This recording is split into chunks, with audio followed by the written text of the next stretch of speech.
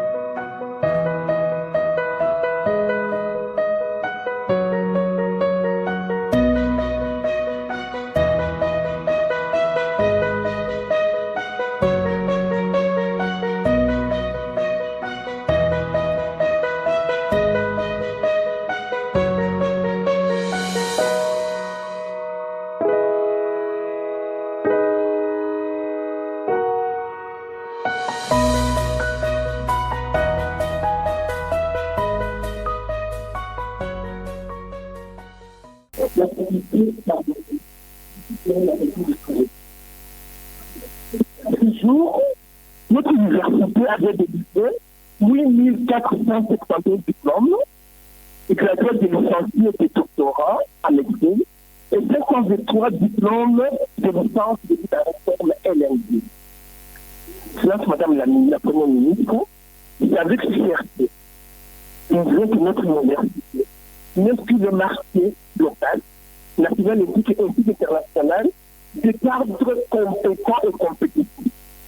La preuve est que dans la province, tous les hôpitaux ne peuvent pas les médecins de l'État, dans les banques, les relations internationales, dans les entreprises, la majorité dont provient notre université, quand il y a des concours, sont toujours les premiers récipients haut la main et sont majoritaires.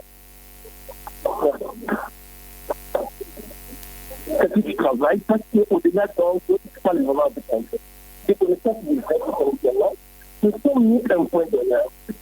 De former un nouveau type d'hommes et de femmes oralement équilibré, face aux antivaleurs qui gagnent notre société. Au-delà donc des connaissances du fait, nous invitons tous les professeurs, soit de l'étranger, soit dans les autres professeurs du Congo, même des spécialistes pour former nos étudiants, mais au-delà, on a quand même une formation chrétienne et qui fait que les étudiants là en partant, apprenez à faire face aux antivaleurs qui gagnent notre société. Voilà donc votre point de vue dans notre université. Excellence, Madame la Première ministre. Les idées sont bonnes. La bonne volonté est là. Mais les défis sont énormes. Le premier défi, la route. Vous ne levez pas la route. Tous les jours, quand il pleut, je vous dis que quand il pleut, parfois je me dis qu'on va porter le matin. Je tremble dans mon vie. Et là, je ne fais pas de petites urgences théoriques urgentes. Les premiers pluies du mois de septembre, on ne pourra plus passer. C'est que le résultat de la première charité pour votre métier, c'est 4 minutes de flèche qui viennent ici là. Un jour, on peut, parce qu'il y a une certaine proche, c'est pas comment on nous avons des filles. Deuxième défi, je parle vraiment du point de vue. En 2021, l'auditeur général de parti, l'explosion de médecins a été déclaré non viable. La population du Kasaï a pleuré. Les gens ont dormi par terre en train de prier pour leur festival, leur université. Et j'ai fait des efforts qui comportent, voilà le laboratoire, qui vous dit donc qui comporte mettre en place. Et il contrôle donc du Conseil national de médecins. Dans des qualifications un peu de médecins non viables, et comme là, la décision précisée de la RDC avec le manque de ce qui nous manque, c'est des universitaires dignes de son nom. Pour donc pouvoir donc accompagner la recherche. Et puis maintenir aussi notre rang à la décision universitaire. Parce que nous sommes la deuxième université du Congo et la première du Grand Kasaï. Elle était notre laboratoire, il comprend. Le vrai qu'on a fait la première pierre en 2023. Ça devient un mirage. Le projet était déposé à un pays. On dit que ça devient un mirage. 2 ans d'attente. Je demande de faire un gestion réalisé. On a besoin de universitaires pour la recherche, pour un plateau technique, quand même assez bien fourni. Et la population ici, tout le monde n'a pas de moyens pour aller à l'application en étranger.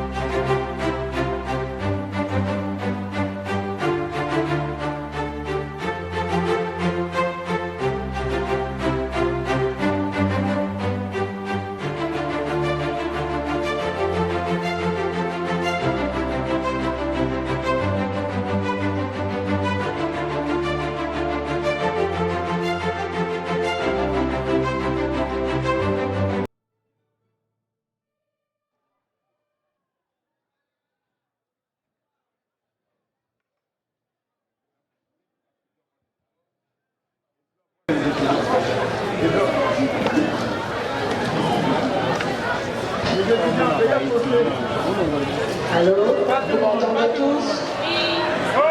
Vous m'entendez, les étudiants? Bon, mesdames et messieurs, tout protocole confondu. Je ne vais pas revenir sur le protocole. Là, je veux vraiment m'adresser aux étudiantes et aux étudiants de cette université. J'ai, avec votre recteur, visité le laboratoire. Ça, c'est surtout pour les étudiants de médecine. Et sincèrement, je suis impressionnée. Et je pense que, vu les efforts qui ont été faits sur fonds propres dans cette université, il faut qu'on trouve les voies et moyens pour essayer d'aider l'université à aller au-delà de ce qu'elle fait déjà. En rentrant à Kinshasa, en discutant avec la ministre de l'ESU, on va voir ce qu'on peut faire de mieux. C'est vrai que j'ai vu aussi la pose de la première pierre, je suis en train de me poser beaucoup de questions pour comprendre ce qui s'est réellement passé par rapport à la pose de la première pierre de la clinique universitaire. Je vais en discuter avec les membres du gouvernement concernés, le ministre de l'Éducation, le ministre de la Santé, on verra bien quel est le moyen. Je ne peux rien promettre.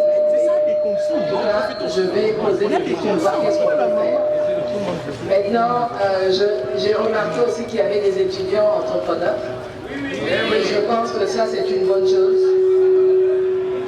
Avec la ministre de l'ESU, nous avons lancé un programme justement pour aider les étudiants dans l'entrepreneuriat. Je pense que ça, c'est une chose qu'on peut voir comment développer parce que c'est important. On le dit, le chef de l'État le dit lui-même, on doit créer beaucoup d'emplois. Ces emplois ne seront pas, le maximum ne pourra pas être fait dans la fonction publique, mais le maximum devra venir du secteur privé. Et tout entrepreneur qui a cette opportunité de pouvoir développer son intelligence et ses compétences pour aider dans l'économie de la province et du pays, je pense qu'il faut encourager.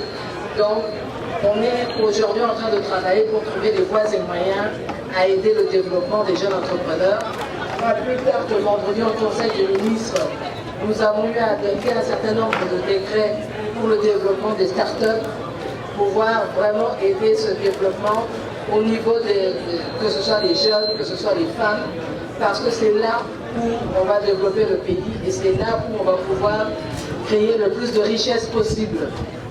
Et donc, je vous encourage plus. Vraiment, ne vous fatiguez pas. Suivez votre cursus jusqu'au bout. Et comme Madame le recteur vient de me le dire, on vous prend une certaine éthique. On est en train de se battre dans ce pays pour la lutte contre la corruption, la sécurité judiciaire et juridique et la lutte contre les antivaleurs. Vous les jeunes, si vous ne suivez pas cette voie-là, on ne pourra pas construire ce pays de manière complexe. Il faut travailler dans ce sens-là. L'argent, on en gagnera toujours, mais il vaut mieux avoir la fierté de gagner l'argent par des voies correctes plutôt que de gagner de l'argent en ayant volé, parce que tôt ou tard, ça va se savoir, on vous pointera du doigt. Donc restez droit dans vos bottes, comme on dit. Ne prêtez pas le flanc. C'est vrai que la tentation peut être là, mais au moins vous aurez toujours cette fierté de dire que vous n'avez pas flanché, qu'on n'a pas pu vous atteindre par les antivaleurs, et c'est grâce à ça que nous allons construire ce pays. Donc je continue à vous encourager. J'ai vu déjà ce que, avec Madame le recteur, vos professeurs au niveau de la section administrative et tous les autres, ont pu faire de cette université, et c'est grâce aussi à vous les étudiants, parce que puisque plus vous êtes nombreux, plus vous contribuez au développement de cette université. Avant de partir, je vais laisser un petit quelque chose. Ça sera déjà un grand départ. Merci beaucoup, que Dieu vous garde. Et surtout, ne vous fatiguez pas. Vous êtes l'avenir de ce pays. Regardez l'éthique. Ne laissez pas les gens vous corrompre et ne traitez pas le flanc, s'il vous plaît. parce que c'est avec vous que nous allons construire ce pays. Merci beaucoup, que Dieu vous garde.